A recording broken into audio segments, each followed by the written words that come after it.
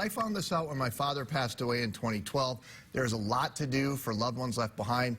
Now, some of it's obvious things you'd think about like mortgage, cars, and credit cards, but something I definitely didn't prepare for, and I'm sure others are in the same boat, was trying to get online access to bank accounts, passwords, and so many things that, I mean, they now live solely on a computer. Yeah, estate planning attorney Philip J. Ruce from Stone Arch Law has some strategies to help protect our digital lives. He joins us now this morning. Philip, thanks for being with us. Thank you so much for having me back. It's good to see you both today. Likewise. So talk a little bit about this digital estate planning. I mean, we know what estate planning is. You kind of mentioned in the intro. Digital, though, is it's not new, but it is something kind of new when you talk about planning. Absolutely, and it's becoming a bigger and bigger deal. When we think of traditional estate planning, we're thinking about the house and the money and the bank accounts, etc.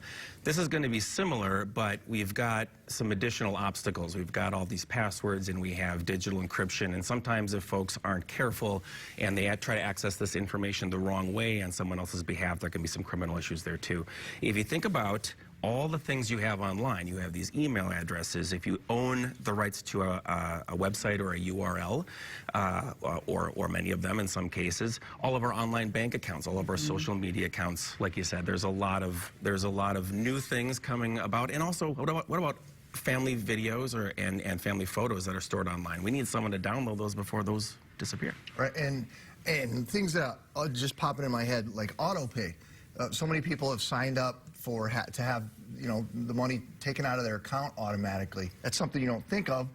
Somebody passes away, that money is still coming out of there. Absolutely, and you brought up a really interesting statistic, which is that 2.5 million people who have passed away have had their information used fraudulently. When I was talking to somebody about this topic last week, they just mentioned casually, you know, I had an uncle who passed away a couple years ago, and I started getting friend requests from him, and that obviously was information that was taken, but that's alarming, right? Yeah. So we want to make sure not just when it comes to fraudulent information, but that practical aspect as well. We have all these utilities that are being paid online. What happens if somebody gets a hold of a credit card and it's just on auto pay out of that bank account? You know, these heirs, these people who are supposed to be getting money from the estate, that's going to be noticeable, but not right away. Right. So, Philip, how do you start? Where do you start? Because even just hearing you discuss it, it sounds pretty overwhelming. It can feel that way. There's three things that I like people to talk about. The first one is taking an inventory of passwords and accounts. The second is making sure there's a digital executor. And the third is to make sure you're consulting with a professional. So when it comes to that inventory of passwords and accounts, similar to with traditional estate planning, how we're going to get an idea of what is it that we have out there, what kind of property, what kind of money, what kind of bank accounts, retirement accounts, et cetera, do we have out there. We want to make sure we have a list of our accounts and, if possible, our passwords. The average American has something like 100 passwords that they track. You're probably, if you're watching this, you probably already have some list that you're creating, whether it's a notebook, whether it's an Excel spreadsheet, something like that. So you're probably got a head start on that. Make sure that's updated, make sure it's complete. The standard warnings apply as far as making sure that it's safe, right? But also, we have a couple other concerns. We've got some of these common security questions that people might have to answer, but also what happens with all this two-factor authentication? You know, you ever log into something from a new device, or you have to change a password and they want to send you a code.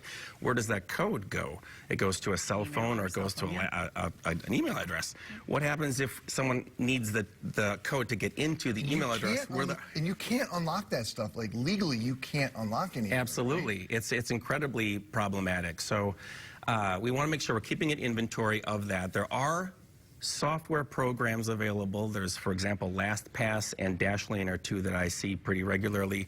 I don't get anything from them. It's just something I see a lot.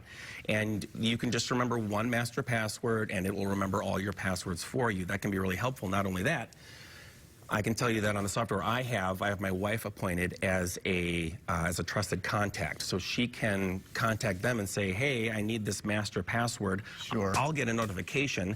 If I don't answer in 10 days because I can't, she'll get that master password, and then she's off to the races. Yeah. Okay. So to name somebody a digital executor, is that something they need to see an attorney for, or is that something they could handle on their own? So a digital executor is going to be a little more informal than an actual personal representative or executor that's appointed by a judge.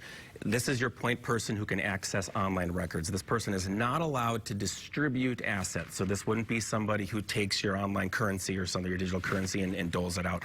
But we want someone who can access these things, these digital records. This should be someone that you trust, of course. And if you don't have someone like this who you want to name separately, there are statutes in Minnesota that allow the executor, the personal representative, to actually access this stuff on your behalf. If you work with our team, we really do empower them specifically in the will document to be able to do this. So they can track down this stuff and make sure things go where they need to go. So people can do a lot of this on their own, though. At some point, they do want to reach out and consult a professional on this, right? Absolutely. There's some things, when it comes to that digital executor, for example, there's some companies like Facebook does allow you to name a point person. I think they call it a legacy contact who can kind of shut that stuff down. Making sure these people are listed appropriately, absolutely people can do that. One of the biggest issues with online information in the court system is just if there's no plan there, then we're kind of making it up as we go. Nothing changes faster than tech.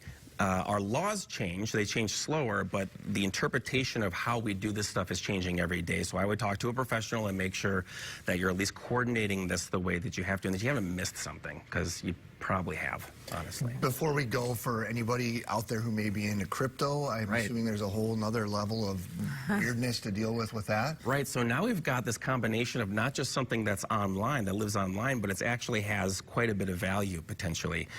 One of the issues we're running into here, so if you go to a traditional bank account or equities account, like a brokerage account, you can name a pay-on-death beneficiary, someone who gets that money. Companies like Coinbase, they haven't gotten around to that yet. These are places that house this sort of asset, which means it's going to go through probate. These assets are subject to creditors. They are part of the estate, so if you say everything goes to my kids, well, that's where it's going to go. So if you get that out of the estate outside of the probate process, kind of unofficially, it can be really problematic. So that has to be incorporated directly in the will. Incidentally, I'll add one extra thing. Don't take these passwords or password keys for your crypto or anything else and put them in the will, because that is a public document. It goes through the court system. That's very That is important. good Make sure to that know. stays with Philip, you. thanks. Every time you're here, I think we could keep going on for a whole show. So, well, we appreciate so your much. time today. Good to see you. Valuable information. And we posted the contact information for Philip and the team at stonearchlawminnesotalive.com if you want to check them out.